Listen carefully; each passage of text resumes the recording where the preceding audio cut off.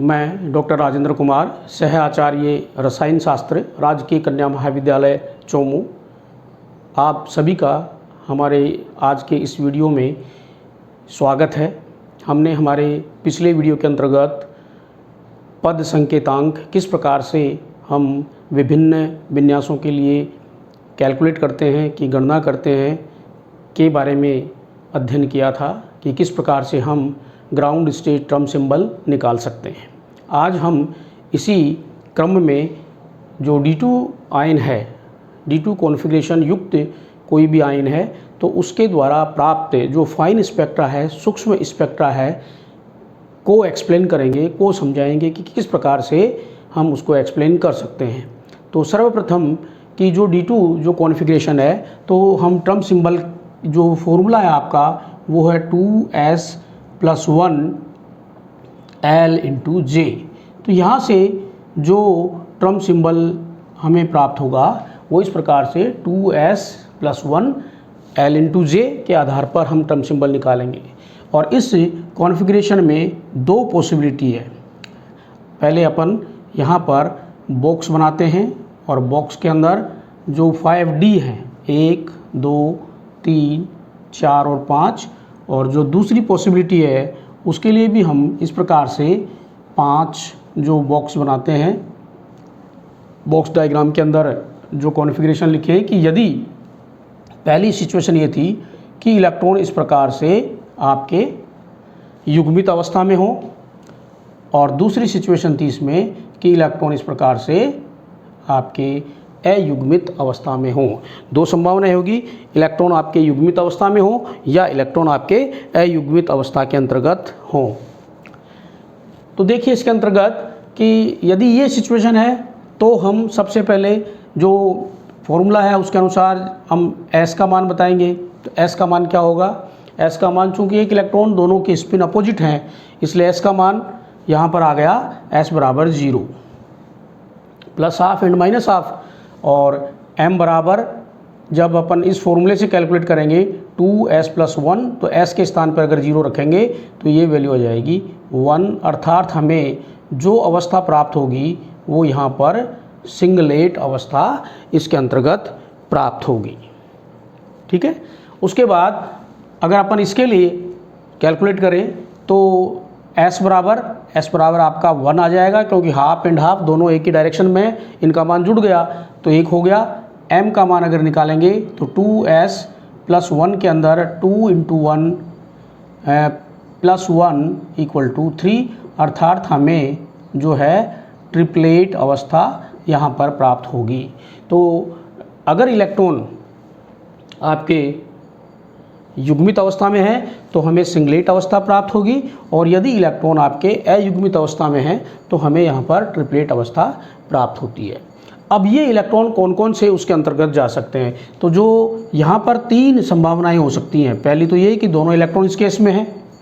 दूसरी संभावना यह है, सेकेंड पॉसिबिलिटी, कि इलेक्ट्रॉन आपके नेक्स्ट यहाँ भी हो सकते हैं, यहाँ भी हो सकते हैं। तो दूसरी पॉसिबिलिटी इसमें कितनी हुई? 2, 3। तो 3 जो संभावनाएं हैं वो इसके अंतर्गत हो सकती हैं आपकी। तो ये अपन अध्ययन करेंगे। इसके लिए यहाँ पर जो पॉसिबिलिटी है वो क्या होगी कि इलेक्ट्रॉन यहाँ से सीधा इसमें आ सकता है। तो दूसरी पॉसिबिलिटी जो ये हो जाएगी, यहाँ पर इलेक्ट्रॉन हो सकता है। तो संभावना तो केवल S के मान के आधार पर केवल हमारे पास में 2 पॉसिबिलिटी हुई। 2 पॉसिबिलिटी कौन सी? एक तो ये कि जब इलेक्ट्रॉन दोनों के दोनों युग्मित अवस्था में हो, दोनों इलेक्ट्रॉन अयुग्मित अवस्था में हो। अब हमें अगले बिंदु यानी कि L के मान के ऊपर विचार करना है कि यहाँ पर जो फर्स्ट सिचुएशन है, देखिए इसके अंतर्गत पहली संभावना जिसके अंतर्गत कि L बराबर ये है, तो L बराबर कैपिटल L बराबर क्या हो गया इस सिचुएशन के अंदर?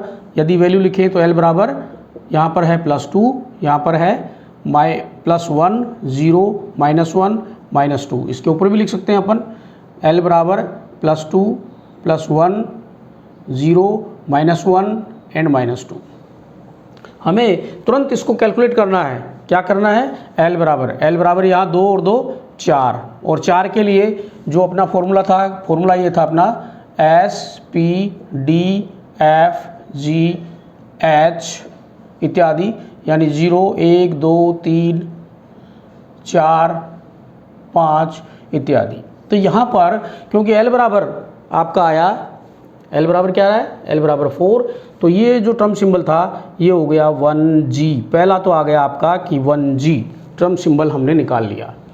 उसके बाद यदि हम इसके लिए कैलकुलेट करें तो इसमें क्या आया, 113 आ गया, तो 3 तो है ही, और 3 के लिए हम यहाँ यूज़ करते हैं F, तो 3F, तो ये टर्म सिंबल आ गया 3F। ट्रिपलेट जो अवस्था थी 3F और यहाँ पर आया 1G। लेकिन इसकी कितनी संभावनाएं हो सकती हैं L के मान के आधार पर, तो ये जो संभावना है, सेकंड संभावना, पॉसिबिलिटी, कि यदि सपोज करें दोनों इसमें है तो कितना हो गया, L बराबर दोनों इसमें होंगे तो 2 आएगा, और 2 के लिए D आता है, अर्थात 1D। और तीसरी पॉसिबिलिटी थी इसकी कि दोनों इलेक्ट्रॉन इसमें हैं, तब क्या होगा, ये L बराबर 0 तो हो गया 1S, अर्थात ये 3 पॉसिबिलिटी इसकी संभावना है, युग्मित अवस्था में है, 1G 1D एंड 1S।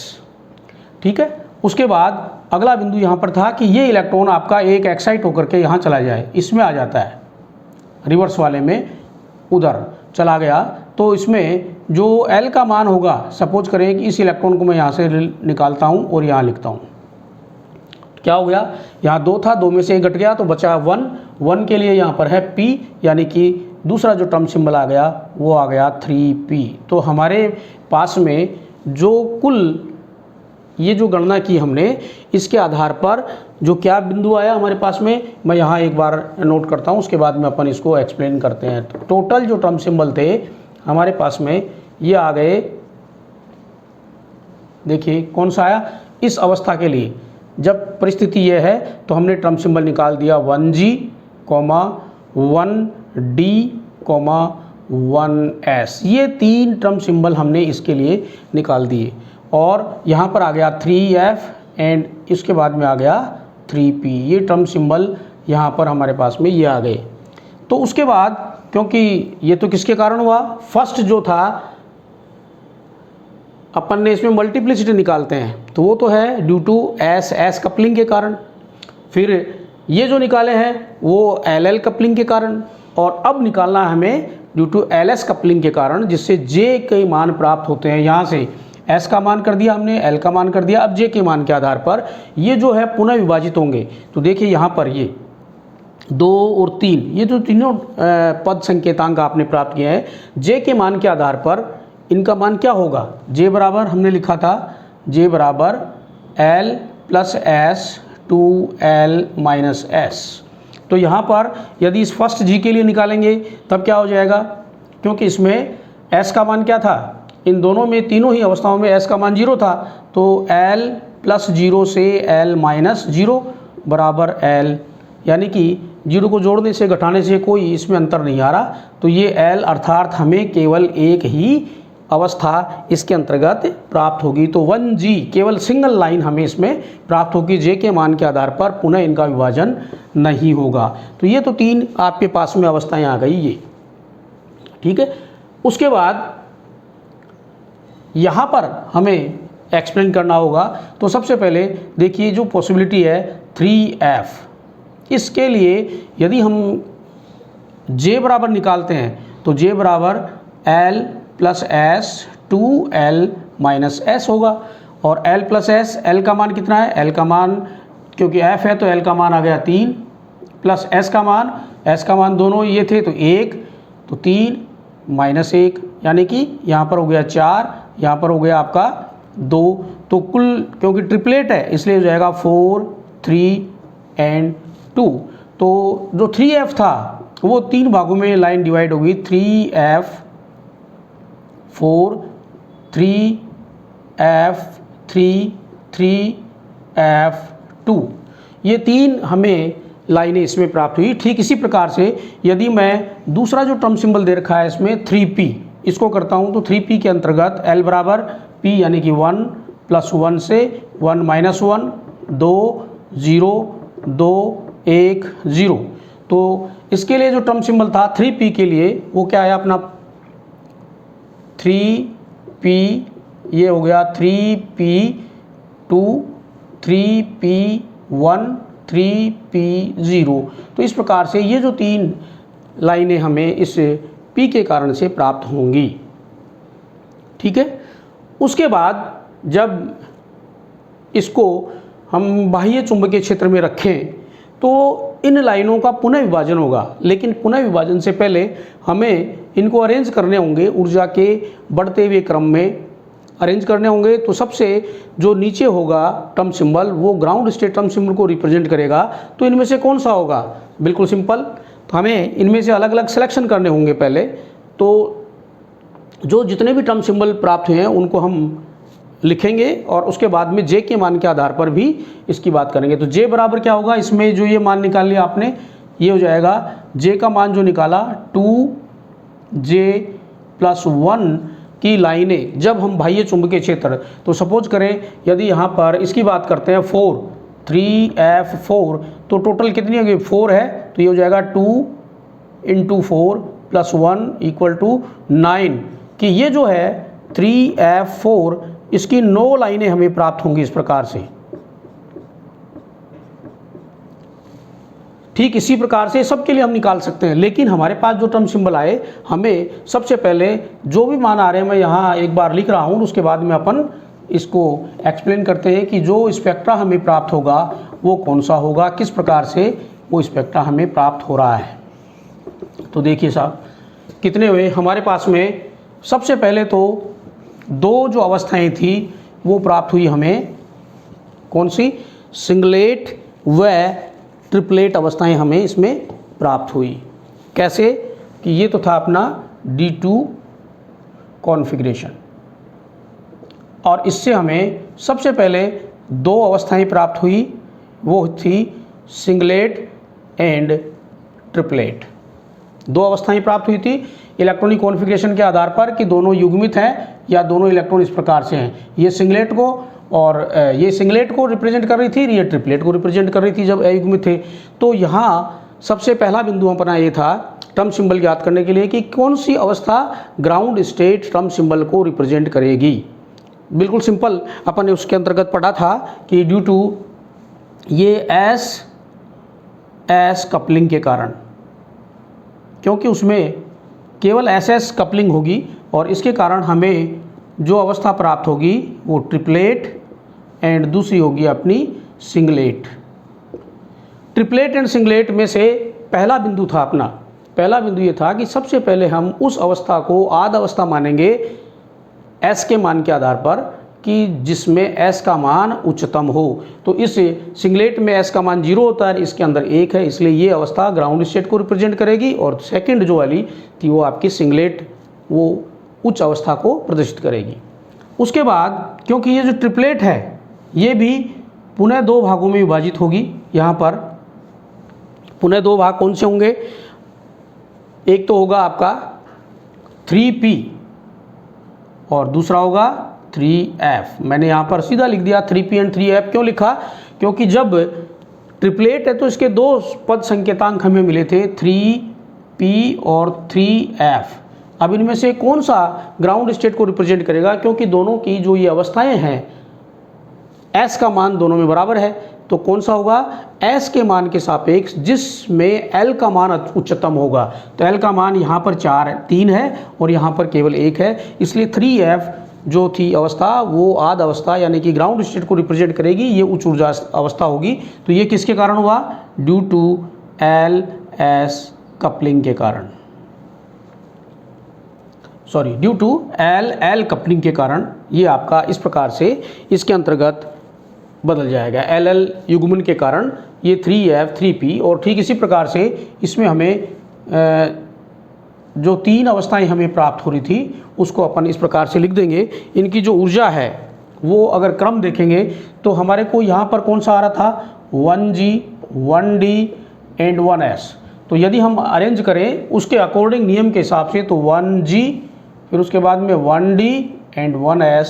तो ये जो थी आपकी सिंगलेट की अवस्थाएं 3 जो पॉसिबिलिटी थी उनको हमने इसमें लिख दिया। इसके बाद में क्योंकि L और S के संयुक्त होने से हमें J मान प्राप्त होता है। तो ये पुनः 3 भागों में, जैसा ट्रिपलेट है तो ये 3 भागों में डिवाइड होगी, ये 3। ठीक इसी प्रकार से ये भी 3 भागों में डिवाइड होगी, लेकिन इसका पुनः जो था विभाजन सिंगलेट है तो इनका कोई पुनः विभाजन नहीं होगा, केवल एक सिंगल लाइन हमें इसमें प्राप्त होगी। अब देखिए यहाँ पर हमने इन 3F की जो थी वो 3 आए थे अपने को, 3F बराबर 3F4, 3F3 एंड 3F2, और P के अंदर 3P बराबर 3P2, 3P1, 3P0। तो इसमें से आध अवस्था को कौन सा रिप्रेजेंट करेगा? हमने बिल्कुल स्पष्ट किया था कि जिसके अंतर्गत यदि हम इसकी चर्चा करें तो क्योंकि ये जो था D2 कॉन्फ़िगरेशन वो आधे से कम भरा हुआ है, इसलिए L-S वाली अवस्था इसके ग्राउंड स्टेट टर्म सिंबल को रिप्रेजेंट करेगी। तो यहाँ पर हो जाएगा 3F2,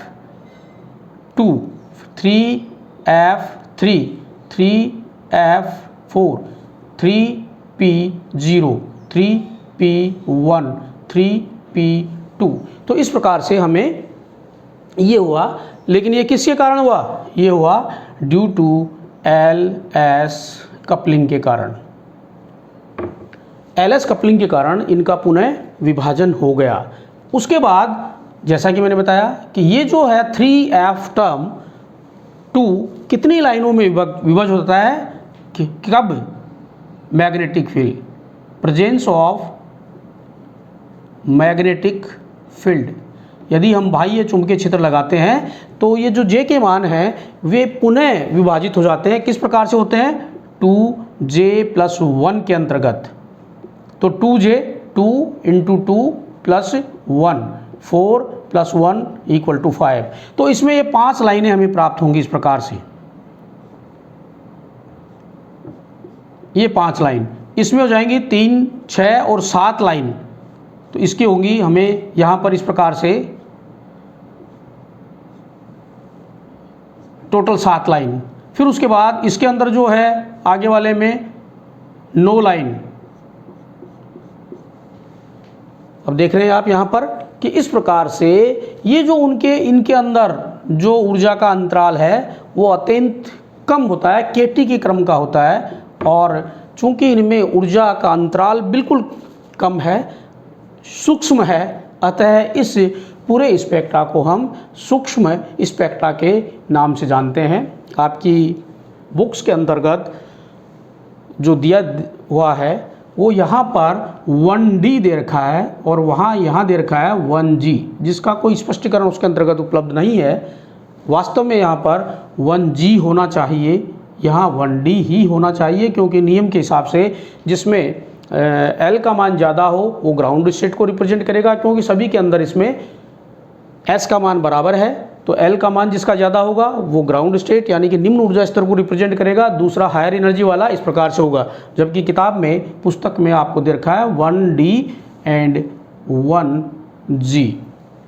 ये आपका D2 कॉन्फ़िगरेशन का जो फाइन स्पेक्ट्रा है उसकी जो स्प्लिटिंग है, LS कपलिंग है, के आधार पर हम उसको इस प्रकार से एक्सप्लेन कर सकते हैं। धन्यवाद।